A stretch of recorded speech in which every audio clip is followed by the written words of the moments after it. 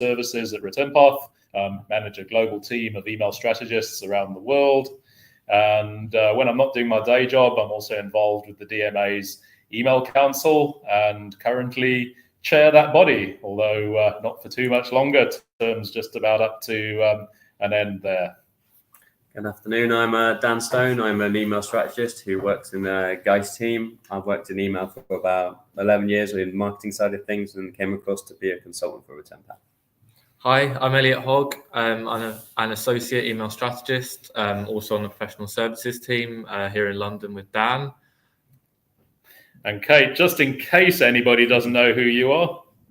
I'm Kate Barrett. I'm the founder of eFocus Marketing and author of Etelligence, Email Marketing Isn't Dead, the Way You're Using It Is. So it's an absolute pleasure to be here and partnering with ReturnPath on this webinar. We all love email, so that's what we're here to talk about for the next hour. Indeed. So, as I say, Kate and myself, we've known each other for a while now, and you know, if you follow Kate through her career since she started out what feels like years ago with Email Vision, and Kate, you and I first met when you were working for Precision Data Ventures, PDV, which at the time was one of the UK's largest third-party email senders, and you know, at a time where there was perhaps a lot less regulation and a lot less best practice in place, it was actually a really great place to learn the art of email because, you know, if you could get it right there, you were going to get it right anywhere. And I think, Kate, you and I probably learned a lot about email together during those years. Oh. And then we continued. Yeah. Oh, yes, says Kate. And, you know, then we continued to follow you as you went to my hobby store, through your time at Trafalgar, one or two others whose names we don't have to sort of mention, and then sort of blazing your own trails, you know, starting up Shine a Light, which has subsequently evolved into eFocus, and as if that wasn't enough, sort of following your catering passions and now a tutor at the IDM/DMA as well. So you like to keep yourself busy, don't you? Oh, yes. I don't do anything by halves, Guy, as you know. So when Kate first told us that she was planning on writing this book, my immediate reaction was, wow, you know, kudos to you, because it's a big undertaking. And, you know, I think it took Kate a while to sort of work her way through it. There was a small interruption while she also started a family. So it's been a while in the making. But I absolutely take my hat off to her, because at an early stage, sort of Kate said to me, you know, I'd be very honored if you'd write the foreword for me. And I think it took me almost as long to come up with the foreword as it took her to come up with the book. So, you know, there it is. But I just wanted to sort of play back a couple of points that I made in the foreword, because, you know, Kate's one of those people who is genuinely passionate about email. I think she wakes up in the morning thinking about what email challenges she's going to solve. I think it puts a smile on her face to sort of work with email throughout the day. In fact, I bet you have the odd dream about email as well, don't you? Of course, don't we all? Isn't that normal? Once in a while. And I think, you know, in addition to being passionate about email, you know a lot about email too. And I think, you know, in the foreword, I said, you know, I think to be really successful at what we do, it's a case of you got to be jack of all trades, but you got to be master of all as well. And then you sort of weave it together because you're such a natural storyteller as well. And I think, you know, that's a gift, you know, doing what we do for our jobs. You know, you've got to be able to take highly technical content, but you've got to be able to sort of weave it into a story, you know, that our customers and advocates understand. And that's what you've done such a great job of in your book. And it's what we're going to touch on a little bit over the next 40 minutes or so. And as we work through Kate's book, and sort of 5 major sections in the book. And that's the same kind of structure that we've adopted for today's webinar. And we're going to sort of touch on some of the key principles from each of those core areas of email marketing. We'll let Kate do that bit of it. And then from the ReturnPath side, we're going to spend a little bit of time walking you through some recent pieces of analysis, illustrations, case studies that bring those key principles to life. Let's jump in. Fantastic. Thank you so much, Guy, and thank you for that lovely introduction. I wouldn't have been able to do half the things that I have without your support and without the support of Return Path and the amazing tools that you have as well. So it all works together. And certainly when I was writing the book, one of my key inspirations was looking at the challenges that a lot of marketers face. And as Guy said, giving you all a roadmap through what I consider to be the 5 key stages of a really solid email marketing strategy, a strategy that puts your customers at the heart of everything that you do, because nowadays that is absolutely critical to maximize your results and really stand out in the inbox, which is what we all want to do. So the first part of that and the first chapter of the book is about knowing what you've already got. In order to start improving your email marketing strategy, the best place to focus your attention isn't on what's new or fancy or shiny. We're going to come to that at chapter 3. We definitely want to include that, but that's not where you need to start. You really need to focus on what you're already doing. What I see with a lot of my clients and a lot of the clients that I've worked with in the past is that whether it's the basic of email marketing programs right at the start in the infancy of growing, or the more complex, really targeted, deep email marketing programs, is the need to have a real understanding of what you have in place now and where those elements sit in your business. So within the book, I break it down to 8 key sections. So the first is your send strategy. And your send strategy is all about what you're sending, why you're sending it. And it's really critical to have a solid understanding of these elements and to have it as a documented process. Doing this audit as the first part of the book is really critical in order to allow you to have a living document that really flows with your business, that has a really in-depth view of what is set up now, what you're sending, when you're sending it, and why you're sending it. That why is so critical to ensure you're really connecting with your subscribers at that basic level. And one other way to do that is with the data that you have and having the right data in place. But again, at this stage, it's about knowing, where is that data in your business? What systems is it in? Does it connect into your email marketing program to allow you to use that for segmentation and personalization? That third part of our wheel of 8 elements here. So everything builds up, and within the audit, it's about having a clear plan so that if members of staff leave, other members of staff come in, this is a real document that's going to live with you and evolve as you grow your program. It's going to seem like a big undertaking to begin with, and in some cases, for those more complex email programs out there, it is going to take you a bit of time to work through it, and that's certainly something that eFocus Marketing can help you with.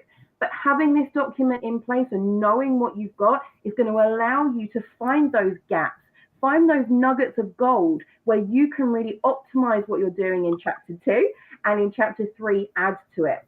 So your data and your segmentation and personalization, how you use that data, is critical.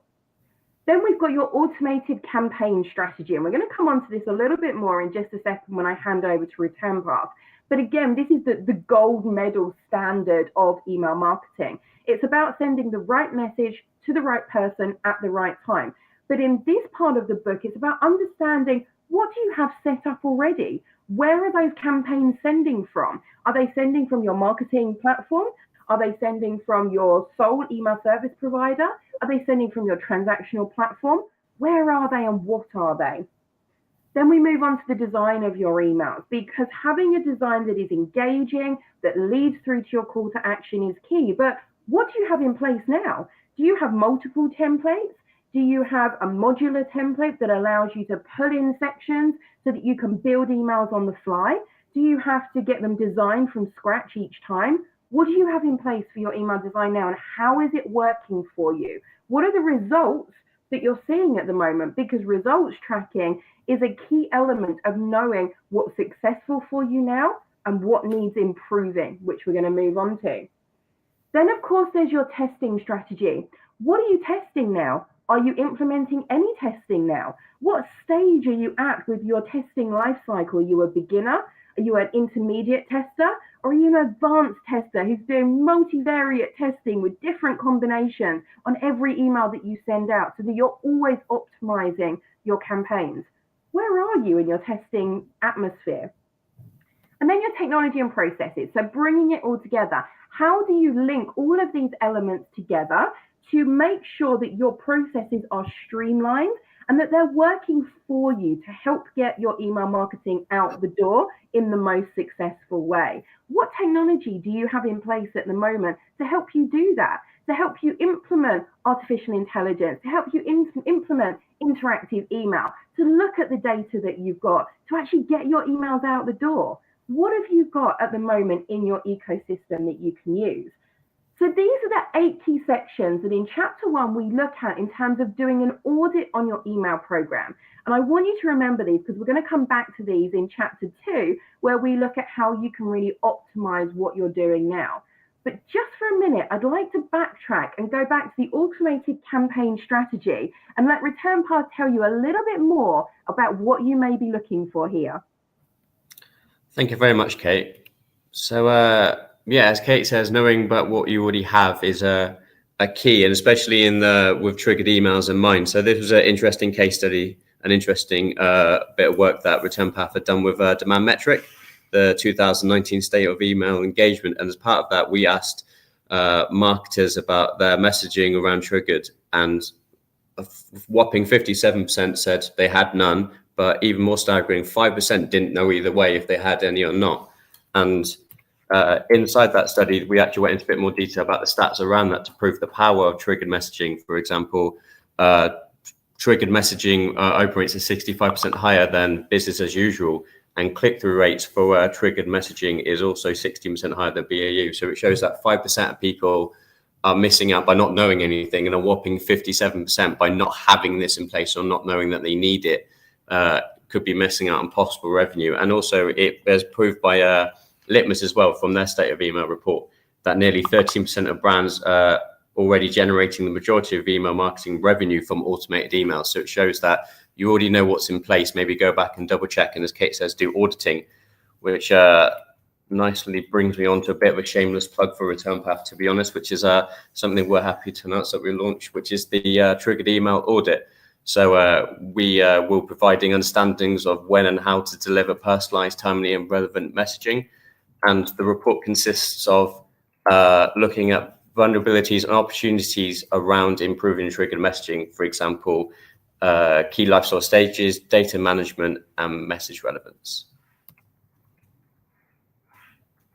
Excellent. So once you've got that groundwork set and you know exactly what's in place, and it is so important to do that work, that legwork before you move on to the next stage, it's about looking at improving what you're doing now. These are the quick wins for you. It really is the number one way that you can take control of your email marketing and make the difference to your results today, is to look at what you've got now. So by doing the audit, you'll find different areas that you could optimize. So there are 6 areas that I want you to think about. The first one is who you're sending to. Who you're sending to is so important. And again, if you think back to those 8 sections that we talked through before, this links into the data that you have, and it also links into your segmentation and personalization. How are you using your data in your business? Do you have data that's in another platform that you could be moving over to start using in your email marketing that you're not already? How can you optimize and make sure that you're sending the right message to the right person at the right time? It's really critical to start analyzing and digging down. And again, this is where the audit is so important as your baseline, because it's going to start highlighting all of these areas. So the second is what you're sending. Are you sending the right message to that person? Are you sending it to the right segment? Are you really connecting with your audience? Are you writing your emails in a way that is going to persuade them to take the action that you want them to? So there are various persuasion techniques you could be using. Urgency, authority. How are you bringing that into your emails to move them through? And are you making sure that you're highlighting key areas of your email? So think about your three key sections: your headline, your main content of your email, and your call to action. Are you really hitting on those so that those messages can be pulled out and acted upon within the first 3 to 5 seconds after somebody opens an email? So what you're sending is really important. When you're sending it is just as important as well. So are you sending it on the right day of the week, the right time of day? We've all seen those statistics that say Tuesday at 10 a.m. is the best time to send an email. Word of caution. If everybody then starts sending their email on Tuesday at 10 a.m., it quickly becomes the worst time to send an email. Plus, all of those studies are done on those individual companies' clients. So look at what's best for your audience. Look at what's best for different segments of your audience. When is the best time for them? Should it be that you're doing some send time optimization and actually sending emails based on that individual recipient's most likely time to open that email? Think about if you're sending these emails on a trigger, on an automation. What is the best timing for those triggers? If you're doing an abandoned basket email, for example, you have one email in the series that's sent after 24 hours. Is that the best timing? Is that the best series that you could be sending? Should you be sending an email 2 hours after they abandon their basket? Should you be extending that series of 1 email to 3 emails? How are you sending those emails and when are you sending them to your subscribers is really critical and another key area to optimize. Then I want you to think about the fourth area here. Why are you sending those emails? Go back to the beginning. What is the purpose of that email that you're sending? What's in it for the subscriber? It's so important to step into their shoes, experience what they're experiencing. How are you helping them with the content that you're sending? If you can put them at the forefront of everything that you're doing, you will see the best results. Then, of course, where are you going to get the resources from to make all of this happen?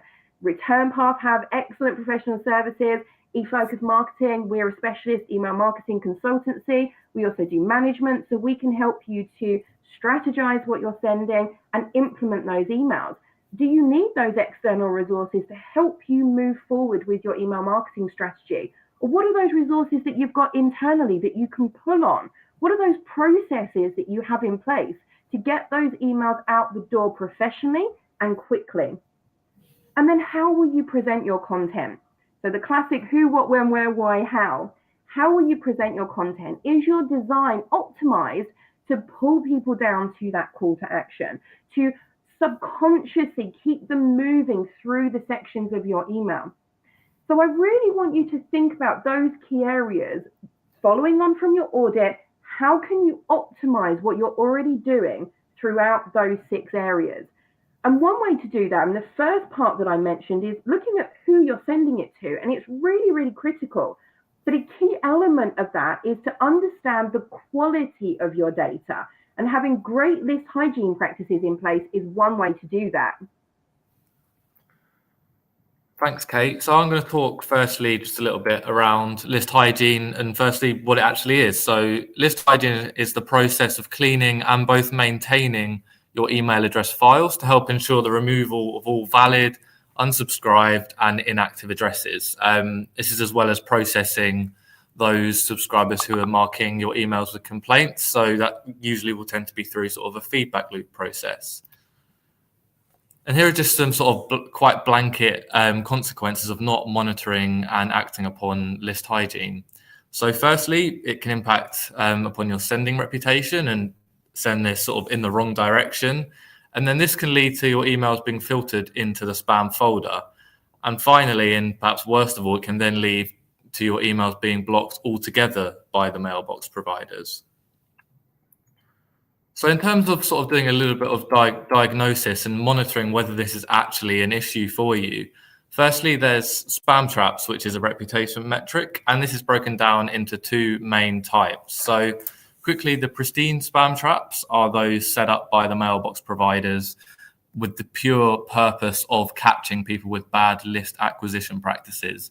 These are email accounts that should never be receiving email, and therefore it's a very, very big sign that there is an issue with your list hygiene.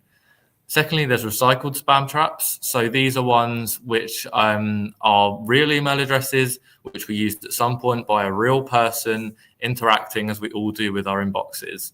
However, after these email addresses are sort of dormant for a certain amount of time, the mailboxes take them over and will turn them into a spam trap. So the result of this being that if you're hitting these, you've probably got a problem with your regular engagement-based list cleaning. Secondly, we have the unknown user rate. This goes down to the list acquisition itself.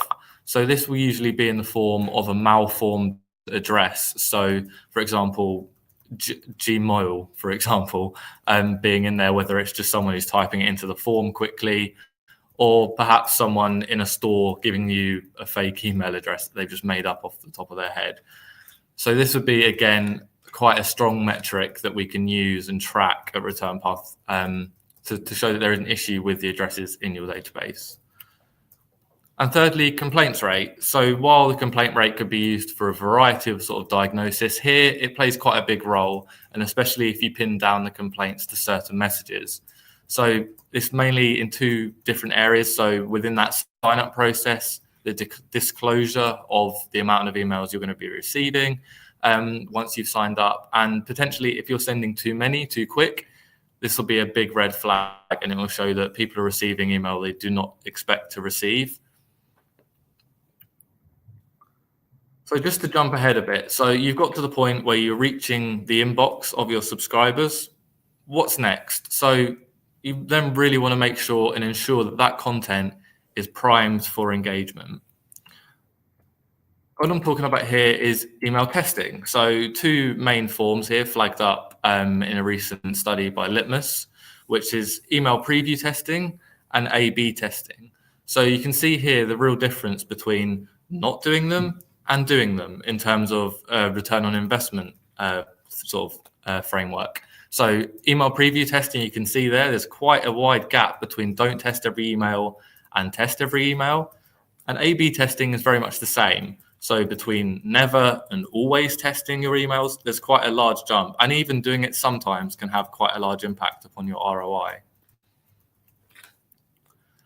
So sticking with that first one, so email preview testing, here's a nice study done by eConsultancy, which asked brands, to what extent does your company have a strategy for optimizing your emails for different devices?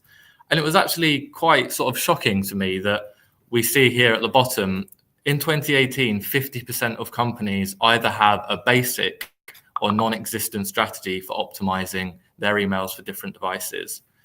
And this is incredibly prevalent as we see now in the modern age. Emails being read on desktops is becoming less and less popular, and people are moving towards smartphones in the majority. So as you can see here in the millennial 18 to 34-year-old age group, 72% of emails are being read on a smartphone. And again, nearly 50% for that middle group of 35 to 54 years old. And that really shows the difference. The amount of emails now that are being read on those different devices makes a big impact. And if you haven't got a strategy at all, so they're non-existent, or even a basic one, it's potentially not enough. And the one that really stood out to me on the right there is those emails being read on a tablet, and in particular, the 55 plus age group. Nearly 20% of emails in that demographic are being opened on a tablet. So there very much needs to be a sort of a shift in thinking from mobile optimization towards device optimization. It's no longer now a desktop or smartphone thinking. It's tablets are being involved, and even other smart devices such as smartwatches. And jumping to the next one, so A/B testing, you remember from a couple of slides ago. Just a quick sort of summary of how it is and what it works. You can see there's a control and a test.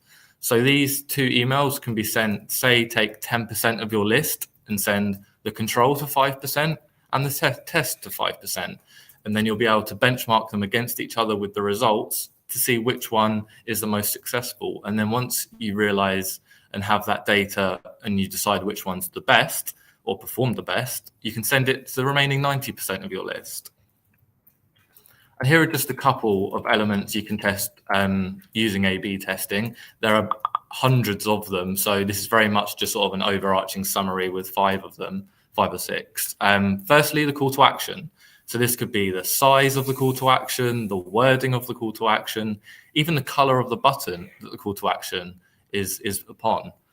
Secondly, subject line. So commonly comes to mind here in our work is punctuation. So we're thinking question marks, exclamation marks, capitalization, even the level of discount in the subject line, or perhaps just the wording itself. Next, the product description, which is incredibly important if you're sort of pitching new products to customers. What wording do they want to see? How do they want to hear about the product? Next, the layout of the email. So it could simply be the sort of order of the images, the order of the promotions in the email. There's a lot you can do there. And finally, the product pricing and promotion. So again, that goes back to me talking about the call to action and the subject line. If you're doing a promotion, how do people want to hear about it? Do they want to hear 20% off in the subject line? Do they not? It's very interesting doing that kind of testing and see the differing engagement between those two sets. And finally, as you can see there, just to illustrate it again, B was the campaign that performed more successfully, and then that could be the campaign that you fire out to the remainder of your list. And at the bottom here, there'll be links at the end of the presentation. There's a all about A/B testing guide by Return Path, which can be found simply by Googling that name, all about A/B testing. And also, as I said, there'll be a slide at the end with the links for all of these. So just a quick summary. So to sum it up, test, optimize, and repeat this process. And just a couple of key points to bear in mind throughout. Every market is different, so do your own tests, come to your own conclusions, rather than relying on an industry benchmark saying red call to action buttons perform better than blue. Every audience is different, every brand is different, so do your own tests. And also learn your subscribers' preferred method of consumption. If you are, for example, in that older age bracket sort of demographic you're dealing with, you may want to look at how many people are actually opening it on a tablet, because it may well be a lot higher than the 17% we saw earlier. And if you haven't taken that into account, that's a large segment of your email being read on an unoptimized device. And lastly, as I've said before, test new ideas using A/B testing and let your customers decide which message works best for them. Fantastic. Thank you for that. That was some really great information, and you guys can find a lot more in depth about that in the book. And this is why it's so important to look at what you're doing now, to optimize your design for the devices that your subscribers are opening on, to really think about what you're testing, why you're testing it. And this is why a lot of people go wrong with testing, because they don't strategically look at why they're testing it. So as part of chapter 2 within the book, you'll see my 5-step process for creating successful email marketing testing. I know Return Path have got a fantastic resource there as well for you. And the key part of that is really having a hypothesis as to why you're running that test and what you expect to achieve. So thank you for that content. That was absolutely fantastic. So chapter 3 is all about the new and the shiny. It's about filling in your gaps, and you've got to start with that vision of what you're trying to achieve. So we're building up as we go through the chapters to help you really find, as we said earlier, those little nuggets of gold. Where are you letting down your subscribers? Where can you plug the gaps in that customer life cycle, which is a key part of this chapter to really put them at the heart of everything that you're doing. You've got to understand the purposes of your email marketing to help you decide what you need to implement to not just get you there, but to really help to move your customers, your prospects around that customer journey to enhance the life cycle. So as we've already said, it is about zooming in on who those people are, who it is that you're targeting, why you're targeting them, truly understanding what it is that they need from you and when they need it, being customer-centric, putting them at the heart of everything that you do. And this is really where a lot of businesses are almost backwards in how they're looking at their strategy and why they don't see their results increasing to the level that they could. you've got to really put them at the heart of what you're doing. And like we said, step into their shoes. Think about what it is that they want. So in chapter 3 of the book, we look at optimizing your email marketing strategy and really understanding your objectives, why you're sending those emails, enhancing the customer journey and those stages that the customers and the prospects are going through with you as they move through to thinking about buying from you, making that purchase, and then hopefully purchasing from you multiple times. And of course, how email fits in with the wider marketing ecosystem, how it fits into your multi-channel strategy. Oh, it looks like we may have lost Return Path in their slides. They're coming back though, don't worry. I'll keep talking, that's absolutely fine. So it's thinking about how email is really important to the journey and thinking about how you are communicating with people across that marketing mix, because they don't just see you as the marketing department. They don't just see you as the social media department. They see you as your company. So we've got to make sure that we do always have one eye on that combined strategy. So just to let you know, as you go through each part of the book, we've got 2 extra elements for you. The first is tasks. So to help you to really implement what you're learning as you go through each section, there are little tasks throughout that you can go through and complete. And I have a free online membership for you where you can also download the tasks as worksheets so that you've got something to print out and work on there and then. You've also got a range of case studies from our fantastic contributors. You've got eFocus marketing case studies showing how we are helping our clients to really optimize their email marketing and use it more intelligently with that customer-centric focus through our range of consultancy and management packages, but also through our contributors. So Return Path, for example, have a fantastic case study in here in the deliverability section, which is the 5th chapter. We're going to come on to that in a minute, really showing how their tools and services can help you to optimize what you're doing and how you're going to achieve it. So, okay, we're having a couple of technical difficulties here. Bear with me just a second. I'm going to try and get Return Path back on the webinar. Okay, Dan, can you hear me? Yeah, we can hear you, Kate. Okay. For some reason, we can't present. Your slides anymore, and I can't see Elliot on the list to add him as a presenter. So, do I need to add you again as a presenter, Dan? Have you lost your controls? Yeah, it seems to be I've lost my controls, Kate. Okay, hang on a second. It's horrible when that happens. Okay, has that given you a prompt there? No, sadly not. Yeah. Okay, right. Hang on a second. Bear with us, everyone. Technical issues. Technology, eh? Who'd use it? Okay. If not, then I can share the slides from my side and I'll keep us moving. So, right. Bear with us for 2 seconds, everybody. We're just having a technical issue.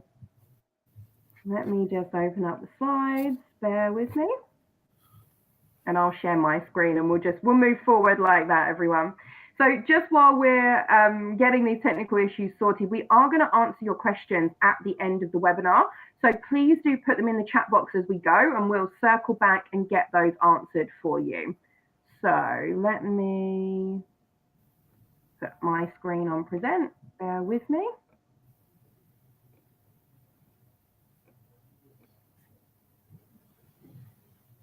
Oh, okay. It's not letting me. Dan, do you want to just come off as a presenter quickly? I think because it's still showing you as being able to talk, it's blocking me from sharing. Yeah, no problem. Give us 1 second. No problem. Apologies, everybody. We will get the technical issues sorted out, but please do put your questions in the chat box whilst we're doing this and we will get those answered. So as we've been talking about, you've got those 3 key sections of the book to get us started.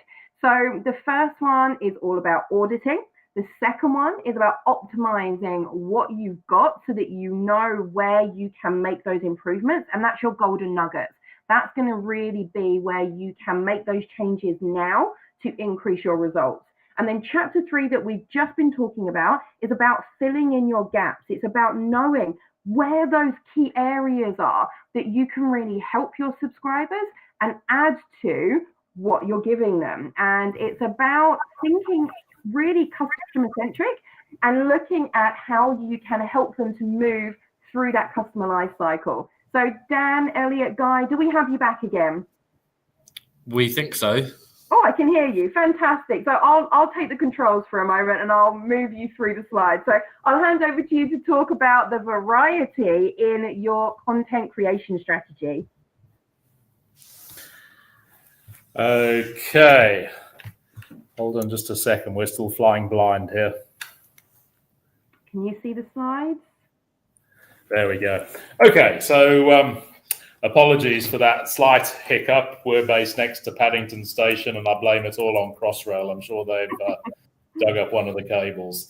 Anyhow, so my pet topic right now is exactly what Kate was talking about. I think email marketing is tough. It's all about promoting your products and services and getting your offers out to your subscribers, and that's a full-time job in itself. But a really interesting question from a piece of Adobe research recently basically asked email consumers, if you could change one thing about the emails that you get from brands, what would it be? And guess what? Their standout answer was, make them less about promotion and more about providing me with information. And as you can see, this actually held true across a variety of different age groups. It's held relatively true across gender segments. Interesting, if you drop down the list very briefly, you can see that especially in the millennials group, sort of technology-led solutions like being able to make a purchase in email, embedded videos, etc., are also sort of very popular requirements. But the conversation right now is basically saying, okay, if that's what consumers want, what should you be thinking about in terms of providing them with a more varied diet of emails, not just 100% sort of promotion and marketing emails? And there's some good arguments in favor of it, because if you look at the second piece of research that I'm sharing from Epsilon, what they're showing, first of all, looking at the numbers on the right of the screen, is that roughly 4/5 of all email traffic which is currently sent is marketing based. A large portion of the remainder is newsletters, and then the other 5% is everything else.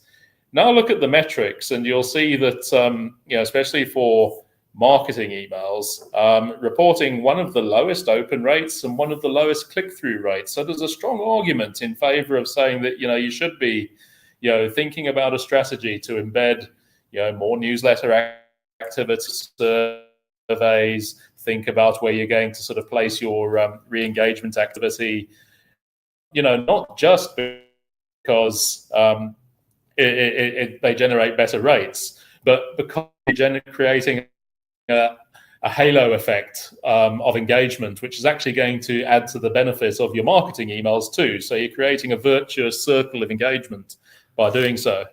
Sorry, Kate, we still can't see the slides on our end. On the webinar. Okay, so I just want to check that everyone else watching, can you see the slides? You can't see the slides. Okay, right, so we've lost the slides. Okay, bear with me, let's try this again.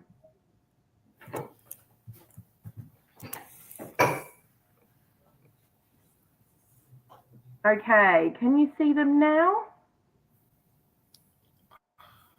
Not at the minute. Okay, we've still got issues. Okay.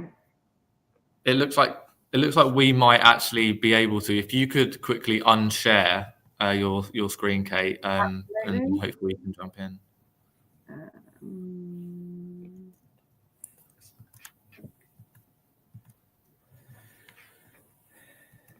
Oh, I think, are we frozen or are we still there? I've stopped sharing. Can you see anything? No, we're trying to share now and it's saying you still are. Okay, apologies for these technical issues, everybody. Okay, so it stopped sharing from my side, but it looks like it's got stuck. Hang on a second.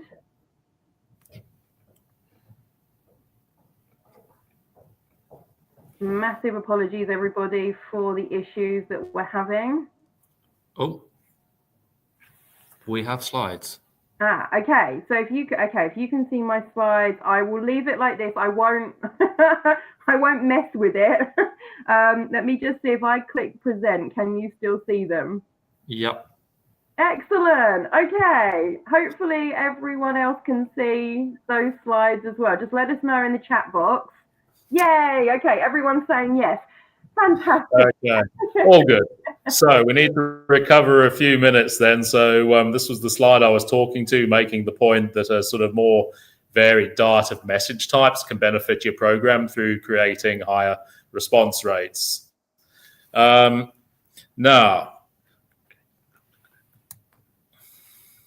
okay. A really interesting piece of research from the DMA recently, and also consumer facing. And the question which the respondents were asked was, who do you think does email well? And as we reveal this chart, you're going to see some usual suspects, Amazon right at the top, and then a range of other sort of well-known British brands. And as I say, these are the brands that consumers think are doing a great job of email, and found this a really interesting topic. And as you'll see in a moment, I wrote a blog post about this. And if you want to sort of learn more about it, jump onto our website at some stage later today and have a read. But it got me thinking, what are they doing that's making their consumers so enamored with them? And we boiled it down to sort of 5 key reasons, which you'll see in the bullets that are just coming up on the screen. And, so some of these are fairly self-evident, but perhaps the most important one was for us in the context of this conversation was that all of these senders do a really great job of sort of mixing up the messaging. And we'll show you a couple of examples just to sort of prove it and a little bit of underlying data. So Argus, for example, do these great review emails post-purchase. And if you look at the numbers which we've pulled, basically the charcoal numbers are their benchmark for all messages, and then the red are these review messages specifically. And you can see that not only do they generate far higher read rates, but also perform exceptionally well in terms of deleted without reading with a much lower rate, which is great because that's a negative behavioral metric. And as a result, significantly less of these emails get filtered. Another great example for you to look at is Debenhams, and that's going to be coming up on the right-hand side of the screen. So Debenhams run a beauty club, and this is basically what we'd call a value statement, sort of using email to sort of reinforce the value that you as a customer are getting from being part of the email program. And again, you can see how popular this is with Debenhams subscribers. Really low delete rates, and as I say, deleting, especially unread, being a negative metric, and significantly lower user mark spam or complaint rates. So some very positive indicators of how much value Debenhams subscribers take out of these value statements. So we've been thinking about this at Return Path, and there's a new solution which we offer. This is an example from it of life cycle mapping, and basically how your subscribers behave from day one when they join the email program. And this is the graph. If you look at the next picture, you'll see that there's a dashboard. We basically split the life cycle into 4 stages. Kate thinks of a 5th one, which we've kind of rolled up into onboarding. But as she rightly makes the point, there is consideration before purchase. So we'll agree to disagree on that one. But basically looking at the key metrics, and we basically published a report off the back of this, and we'll show you a nice screenshot of that in a moment. But some really interesting findings which should make any sender reconsider everything that they know about life cycle, particularly in terms of engagement metrics, and sort of 3 key bullet points to leave you guys with here. So firstly, less than half of new subscribers are typically going to provide you with the primary email address that they actively engage with. They'll more commonly give you that secondary Hotmail or Gmail address, which they use to sign up for competitions and surveys, etc. Amazingly, welcome emails are your highest single complaint generator, 4% on average. And a shocking fact, but unfortunately over 1/3 of your new subscribers churn within 30 days on average. So, some strong talking points, especially in terms of your re-engagement practices, and thinking, maybe conventional wisdom is that your win-back campaign kicks in after 180 days of disengagement. The reality is it's a lot sooner than that. Kate, back to you. Fantastic. Thank you so much, Guy. And just apologies once again, everyone, for those technical issues. Hopefully we'll stay with you for the rest of the webinar. But I think that everything that we just looked at, all those fantastic statistics that Guy has just shown you, really do solidify those key areas that you can build on to really add to your strategy. So again, think about understanding your subscribers. Think about how you can build that messaging as they go through the life cycle. Think about these key aspects that Guy has highlighted in these last 3 points. How can you really add to the experience that the customer and the prospect is having at each of those stages?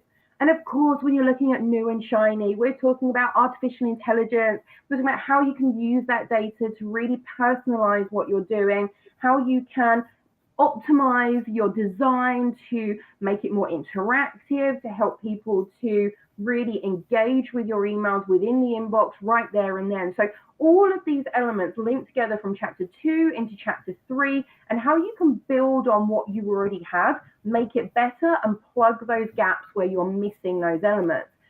And it's so important to do, because as we move into the next chapter of the book and we look at, if I can get my slides to move, here we go, how to grow your audience, it's important to have that foundation in place, because as you bring in new subscribers, we want to make sure that we're optimizing that process in the first 30 days, for example, so that they don't churn, so that all of the activity that you're doing to bring the right kinds of people into your database isn't wasted.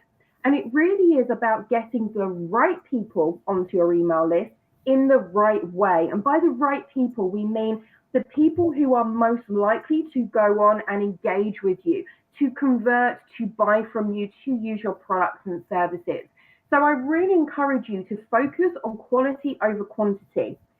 What I wanted to talk to you about within this section is, within the book, we look at that overview of where your sign-up form should be placed, the key elements of your sign-up form, driving traffic to your sign-up form, how you can really incentivize it.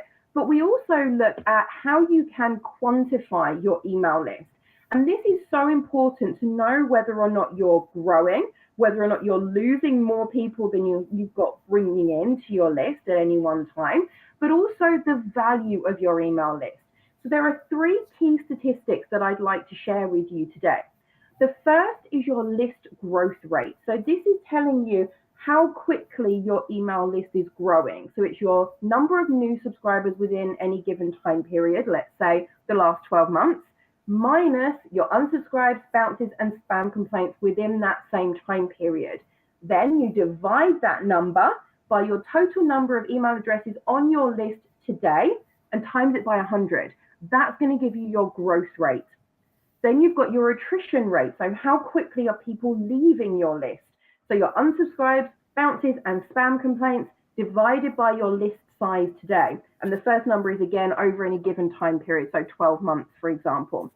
Those two, and having a really clear view of those 2 metrics, is going to give you an idea of how your list growth strategy is really working for you. More importantly, we want to think about the value of our subscribers. Now, there are lots of different ways to do this. You might be looking at return on investment metrics, for example. But what I want to show you today is your email subscriber lifetime value. So we've heard of the customer lifetime value. This is your email subscriber lifetime value. So you're looking at your total email marketing profit. So how much it cost you, taken away from the revenue that it's generated you. And when we're talking about cost, we're thinking about how much it costs in terms of your internal resources, the external resources, the amount of money to actually send that email. So all of those costs need to come into that figure, divided by the total number of active email addresses. So this is minus your bounces and your unsubscribes, but also it's thinking about how do you define an active email subscriber. So as Guy mentioned, is it somebody who's opened or clicked on an email within the first 30 days? Are we going back to the traditional thinking of 6 months or 12 months? what's active for your email subscribers. So that will give you a figure that you then want to times by the average lifetime of an email subscriber.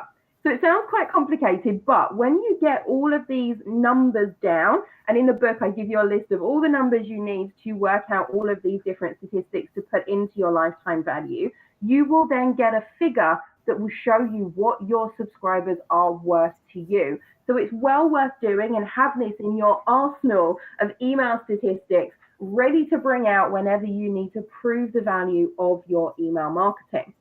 So once you understand these statistics, once you have a clear view of what's going on with your list growth strategy, you can really optimize your processes. And I'm going to hand back to Return Path to give you a little bit more information about that. Thanks, Kate. So yeah, I'm going to start off with just sort of some fundamentals for that initial step, that initial acquisition of the subscriber on a sign-up form. So just a couple of points here around what we think are a best practice to be included in that process. So firstly, clearly spell out the benefits of your program. You want to be giving them a reason to sign up. They're not necessarily going to be 100% convinced at that point to sign up for your program. So give them a reason to tell them why and what benefits they're going to have from signing up. Secondly, especially post GDPR, ensuring that permissioning is front and center is also crucial. Setting expectations about the email program. I kind of touched on it earlier, but letting people know about the frequency of email they're going to be receiving, the content they're going to be receiving, and actually, and most importantly, perhaps the brands they're going to be hearing from, and so they know exactly what they are getting into. Also, sort of offering a few email exclusive deals or information in those channels to help increase the perceived value before sign up. So giving them a reason to activate as soon as possible, whether it's quite commonly used 20% if you sign up for our newsletter, get a free bottle of wine with dinner if you sign up to our newsletter is an especially good one. Considering using a list validation service as well, going back again to what I talked earlier about list hygiene, ensuring that the email addresses you are acquiring are email addresses that you can actually send to straight away, and you're not going to be affecting those sort of unknown user rates we were talking around earlier that can hurt your reputation. And finally, include welcome messaging. I know it's a fairly obvious one, but perhaps it's a bit more pertinent to say include good welcome messaging. And what's the objective of all of this? Here you can see a breakdown by primary accounts, secondary accounts, and dead accounts. Essentially, you want your primary account percentage to be highest by a long shot. These are the accounts that people are logging into and engaging with email on a daily basis. So these are really the engaged users you want. Secondary accounts are also okay. They're definitely not a no, but you want to keep that kind of to a minimum in comparison to primary accounts. So these will be sort of where someone's got a promotional email account where they sign up to all their brands and they keep it separate from their sort of personal, more important email. And then dead accounts, again, are ones you want to be getting rid of from your list. So moving on to what acquisition actually looks like in a post-GDPR world. This is a really good example from ASOS, their sign-up form. It's very clean. They're not asking for any information that would be perceived as sort of intrusive. And especially here, this one, contact preferences, so where you're choosing the content you want to receive, is a very, very nice section. And again, once you can click on the tell me more about these option, it brings you out to the blown up image here, which is a breakdown of the 4 separate sort of content streams you can sign up for. And this is really, really good way to do it. It ensures that you're not only acquiring subscribers who are ready to engage with you, but you're definitely going to be sending them content that they will want to engage with. So just a quick summary as to what this sort of comes out to my mind in a post-GDPR world. Sort of that increased consumer awareness and more responsibility from brands coming together to be a reduction in list size for most brands, but also better list quality, and the result of that being an increase in program performance. So moving on to a different form of acquisition, that's not where your growth and growing your audience should stop. It should definitely begin there, but it doesn't stop there. Increasing the lifetime value of those already on your email list is massive, as Kate was saying earlier. And here are just a few suggestions and best practice examples to help you do this. So having an effective onboarding series is really crucial in tackling the high complaint rates and the high churn in that first month that Guy mentioned earlier. And this is a really nice example from Hotel Chocolat. So they're saying, here's your welcome email. Thank you for signing up. Here's the content you're going to be receiving. But also the line at the bottom I really like. So just letting them know this is the first of 2 welcome emails you'll receive over the next couple of weeks. It's great to set those clear expectations to start with. Secondly, we have re-engagement slash reactivation campaigns. This is a great example from Firebox.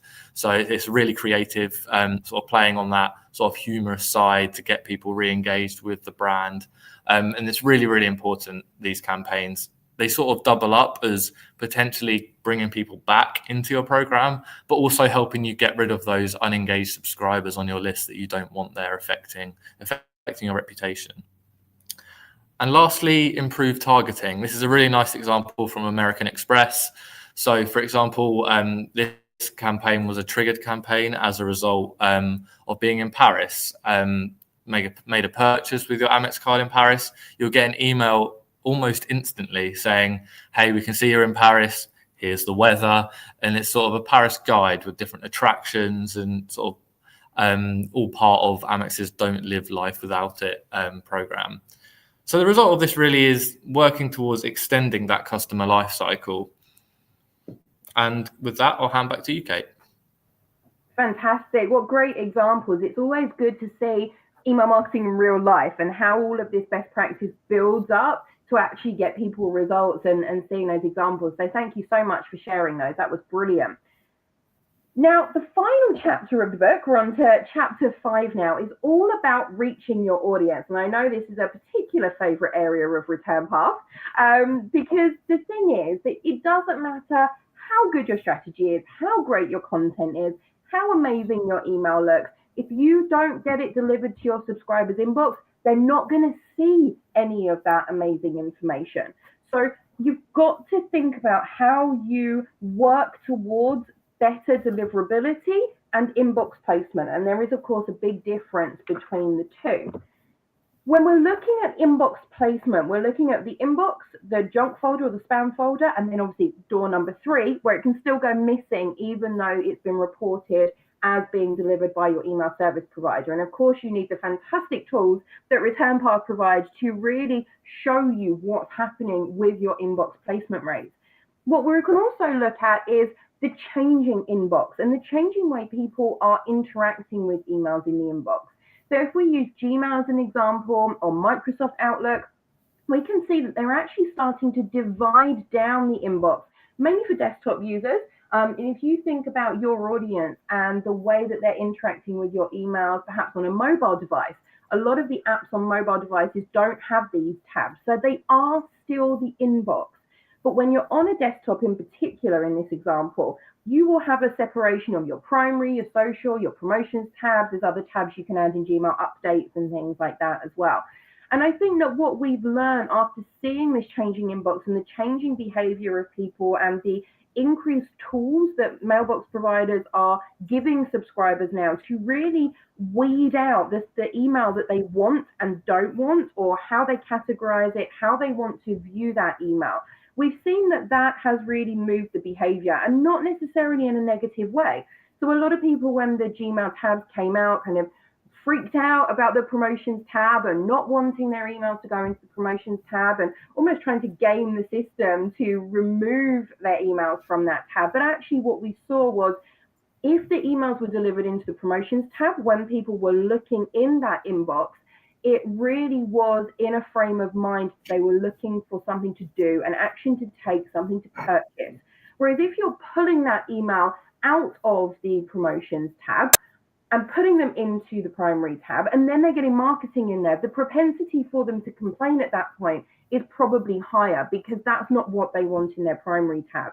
So I think the thing is that go with it, go with how the inbox is changing. And the key thing is that if you are doing everything that we've talked about in all of the other chapters, if you are really understanding your audience, optimizing what you're doing, putting them at the heart of your strategy, you are optimizing your engagement.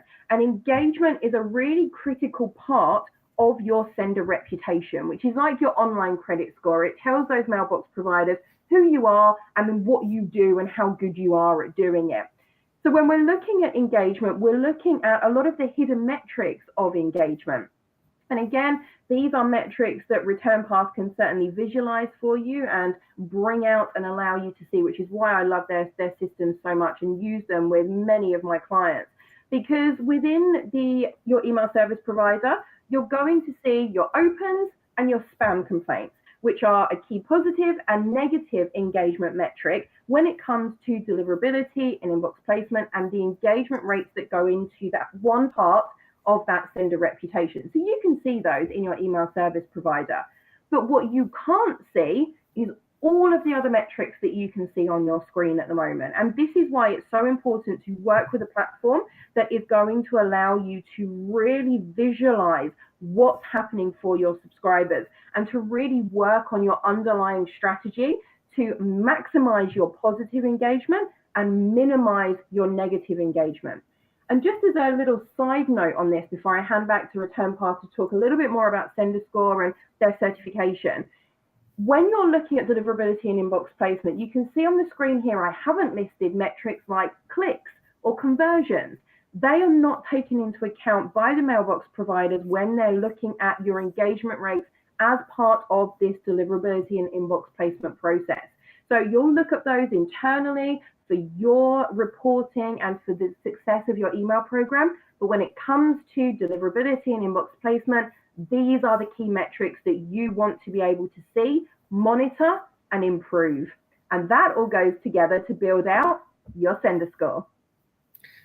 Thank you very much, Kate. So as Kate mentioned before, reputation is a key factor in getting into the inbox. And as also mentioned that, no matter how much work you do to improve all your content and make it look beautiful, if you're not getting into the inbox, it's kind of waste of time.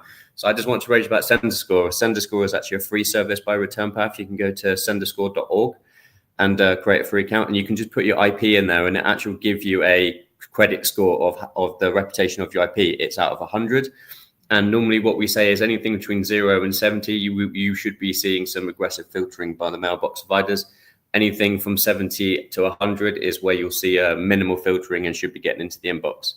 And if you were wondering what actually makes up your credit score or your sender score, it's all the elements we've talked about today: complaints, unknown users, infrastructure checking, blacklisting, sender rejected, spam traps. And just the final point, as Kate also raises, to talk about certification. So ReturnPath runs one of the biggest email whitelists possibly in the world.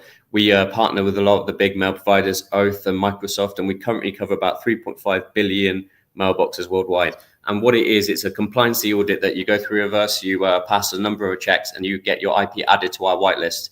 And the email boxes such as Oath and Microsoft actually check our whitelist on a very regular basis, almost on a minute-by-minute basis, to make sure that your IP is on there. And if there is, then you get a privileged treatment to get into the inbox. You skip some of the filtering around that. And we've actually included a case study. So this is a client of ours called Bradley, and actually they went through the compliancy audit, and since they got certification turned on, they've actually seen a uplift of about 22% of inbox placement, and that carried over to about an uplift of 28% in open rate. So it could be well worth looking into before you do any of the other work to make sure you're getting in front of your actual key customers.